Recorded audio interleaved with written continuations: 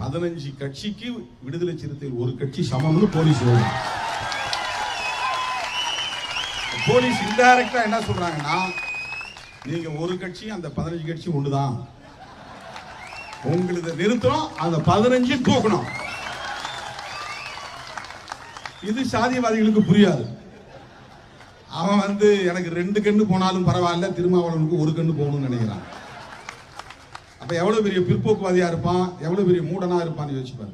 அவன் என்ன பண்ணோம், திருமாவளவன் குடியை ஏத்தக்கூடாதுன்னு தடுத்தீங்க, ரைட், என் குடியை ஏன்டா எடுக்கிறேன்னு கேட்கணும். அவன் தான் ரோஷம் உள்ளவன், சூடு உள்ளவன், சொரணை உள்ளவன், மானம் உள்ளவன்.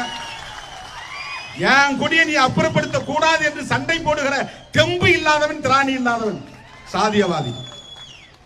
உன் உரிமையை நீ விட்டு கொடுக்கறனா, எனக்காக ஏன் உன் உரிமையை விட்டு விடுக்கிற?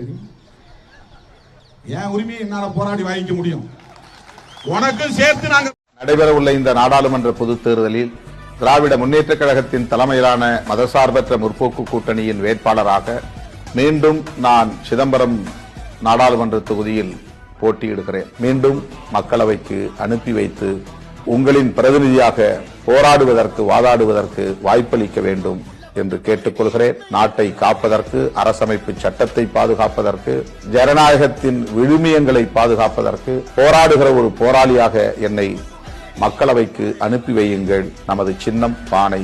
நன்றி, வணக்கம்.